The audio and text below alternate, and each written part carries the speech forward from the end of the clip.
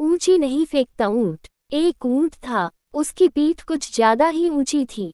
यही कारण था कि वह ऊंची ऊंची फेंकता। एक दिन वह टहलने निकला। नदी किनारे चूहा, गिलहरी, बंदर और खरगोश किसी बात पर हंस रहे थे। ऊंट भी जोर जोर से हंसने लगा। खरगोश ने पूछा, ऊंट भाई, तुम क्यों हंसे? ऊंट बोला, तुम्हें देखकर हंस रहा हूँ। मेरे सामने तुम सब कुछ नहीं। चूहे ने पूछा, मतलब क्या है तुम्हारा? ऊंट गर्दन झटकते हुए बोला, मतलब यह है कि मेरा एक दिन का राशन पानी तुम सबके लिए महीने भर का होता है। जहां तक तुम देख सकते हो, वहां तक तो मेरी गर्दन ही चली जाती है। मैं रेगिस्तान का जहाज हूँ। मैं वहां आसानी से दौड़ सकता हूँ, बिना रुके और बिना थके। तुम वहां 4 कदम चलोगे तो हौंफने लगोगे।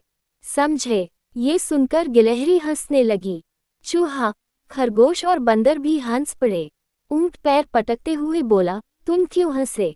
गिलहरी हंसते हुए ही बोली, ऊंट भाई, माना कि तुम बहुत बड़े हो, लेकिन हर बड़ा हर तरह का छोटा सा काम भी कर सके, यह जरूरी नहीं।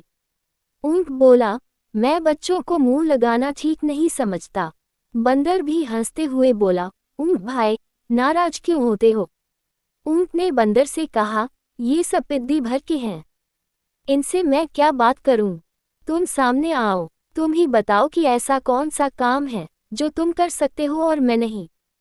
हाँ, पेड़ पर चढ़ने के लिए मत कहना। गिलहरी उछलकर बंदर के कान के पास जा पहुंची। दूसरे ही पल बंदर दौड़कर कहीं चला गया। थोड़ी देर बाद वह पीठ पर एक तरबूज ला रहा था। उसने तरबूज ऊंट के सामने रख दिया। बंदर ऊंट से बोला, ये लो, तुम्हें मेरी तरह तरबूज को अपनी पीठ पर लाद कर लाना है। उठाओ इसे और 20 कदम ही सही, जरा चलकर तो दिखाओ। ध्यान रहे कि तरबूज गिरना नहीं चाहिए। ऊंट बेचारा सकपका गया। भला वह पहाड़ जैसी तिकोनी पीठ पर गोल मटोल तरबूज कैसे रख पाता? तरबूज को पीठ पर रखकर चलना तो और भी मुश्किल काम था। ऊंट खिसियाता हुआ वहां से खिसक लिया। तभी से ऊंट अब ऊंची ऊंची नहीं फेंकता।